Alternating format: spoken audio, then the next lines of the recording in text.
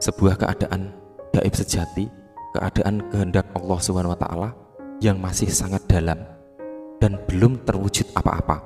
Lalu Allah Subhanahu wa taala berkuasa atas kehendaknya tersebut untuk mewujudkan ciptaannya.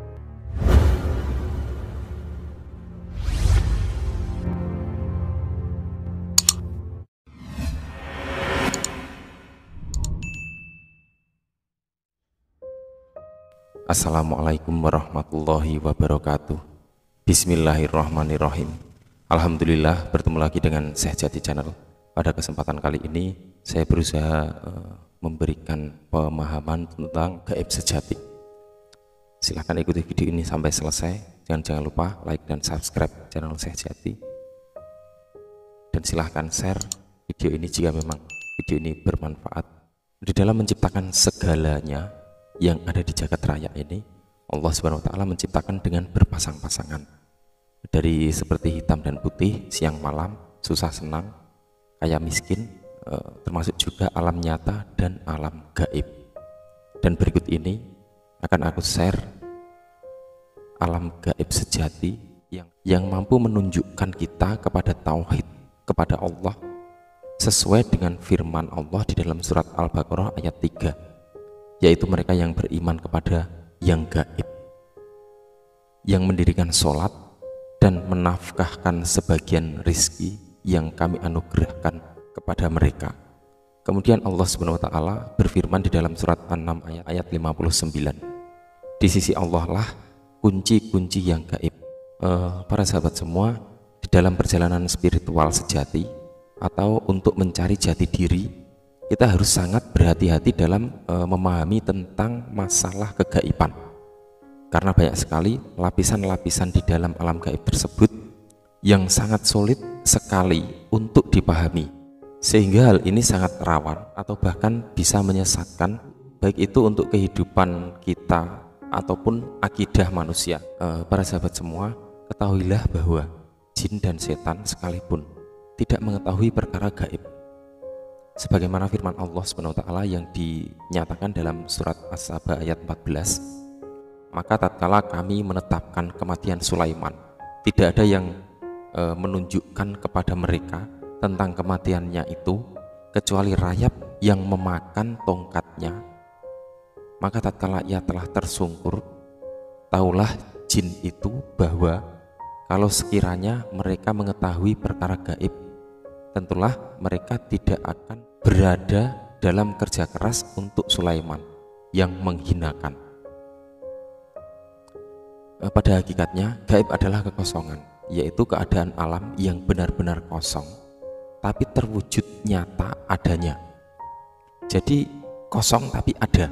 Jika pada sebuah ayat atau persoalan yang tidak mampu kita membuka dan memahami sesuatu, lalu kita memasukkan ke dalam ketidaktahuan tersebut dengan niat yang kuat untuk ingin tahu, dan dia memperoleh jawaban tersebut, maka itulah gaib sejati. Mampu memahami sesuatu tanpa tahu sangkan parannya, seperti sebuah intuisi yang lahir dari akar yang benar. Lalu bagaimanakah? Lalu di mana dan kapankah keadaan tersebut?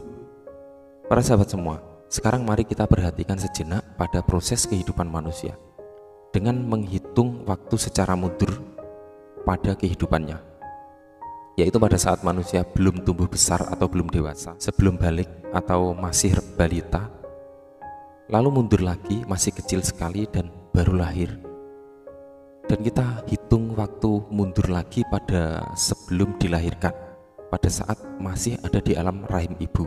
Kemudian kita mundur lagi kepada kandungan sang ibu yang dalam masih hitungan hari, atau bahkan mungkin pada saat kedua sel telur masih belum bertemu. Disitulah alam ruh.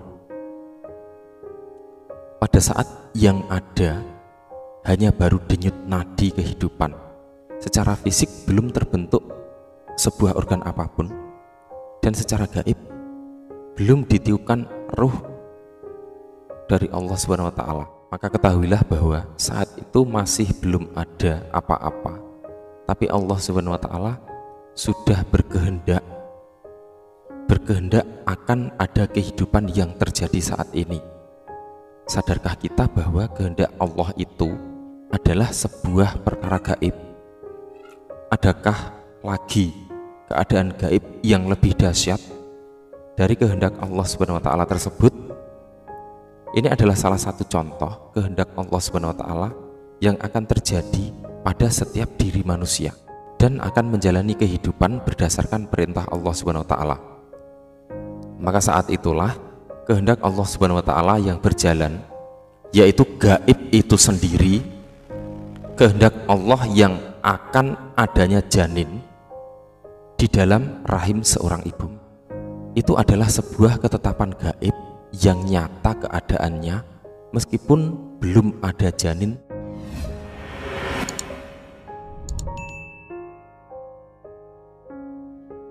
Sebuah keadaan gaib sejati, keadaan kehendak Allah Subhanahu wa taala yang masih sangat dalam dan belum terwujud apa-apa. Lalu Allah Subhanahu wa taala berkuasa atas kehendaknya tersebut untuk mewujudkan ciptaannya tersebut. Jadi kehendak tersebut dikuasakan untuk nyata. Inilah awal manusia dalam kesejatian alam gaib ketuhanan. Kembali kepada pengenalan diri sejati atau sangkan paraning dumadi. Lalu mulailah bertemunya kedua sel telur dan mengalami perkembangan bentuk badan, mulai dari terbentuknya otak, tulang ekor, hati, jantung, dan diikuti dengan organ-organ yang lain, hingga dengan seiringnya waktu tumbuh secara utuh wujud jasad yang sempurna. Sedangkan alam ruh adalah alam sebelum manusia memasuki alam kandungan. Di alam ini kita bahkan belum memiliki jasad, dan baru ketika usia kandungan memasuki 180 hari, malaikat dikirim Allah Subhanahu wa taala untuk meniupkan ruh. Dan sebelum ruh ditiupkan ke janin, Allah Subhanahu wa taala membuat perjanjian dengan ruh tersebut. Ini dijelaskan di dalam surat Al-A'raf ayat 172. Dan ingatlah ketika Tuhanmu mengeluarkan dari sulbi atau tulang belakang, maka anak cucu Adam, keturunan mereka, dan Allah mengambil kesaksian terhadap ruh mereka seraya berfirman, bukankah aku ini Tuhanmu? Mereka menjawab, betul, Engkau Tuhan kami. Kami bersaksi, kami lakukan yang demikian itu agar di hari kiamat kamu tidak mengatakan, sesungguhnya ketika itu kami lengah terhadap ini.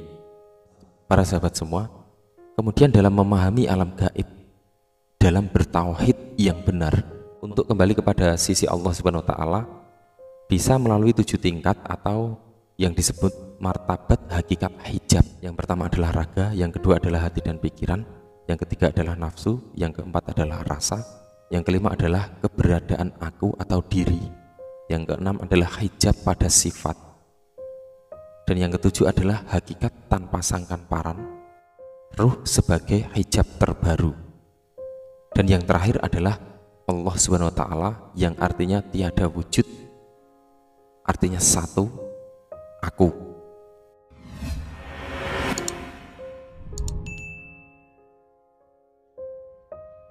Sementara itu di sebagian ahli thariqah melakukan teknik zikir memutar. Maksudnya adalah meyakini dengan zikir itu mereka memutar masa hidupnya dalam berzikir, dalam hitungan ribuan, puluhan ribu, ratusan ribu, jutaan, atau bahkan lebih banyak lagi, dengan mensugestikan keyakinan mereka yang sangat kuat, sampai mereka merasakan bahwa putaran zikir yang mereka amalkan itu semakin dalam dan mampu memasuki ke dalam rasa, atau memasuki keadaan rasa saat masih remaja, rasa saat masih balita. Pada keadaan balita ini manusia belum memiliki dosa. Ini dikarenakan manusia belum memiliki keinginan yang menjadi sumber penyebab dosa.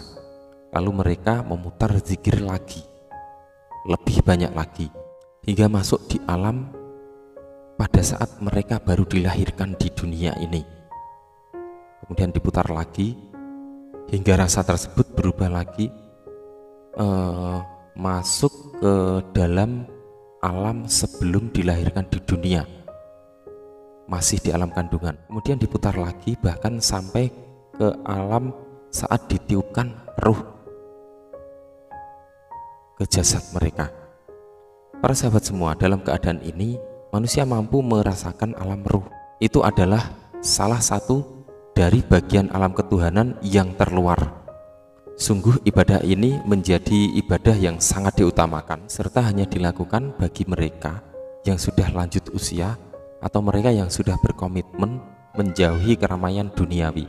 Maka yang terpenting dari pencapaian teknik-teknik zikir adalah bahwa di dalam kehidupan manusia mampu masuk ke dalam kesifatan, serta jelas terjadi perubahan akhlak menjadi lebih baik, sehingga mampu mewarnai kehidupan manusia di dunia. Subhanallah. Semoga bermanfaat. Wallahu a'lam bishawab. Wassalamualaikum warahmatullahi wabarakatuh.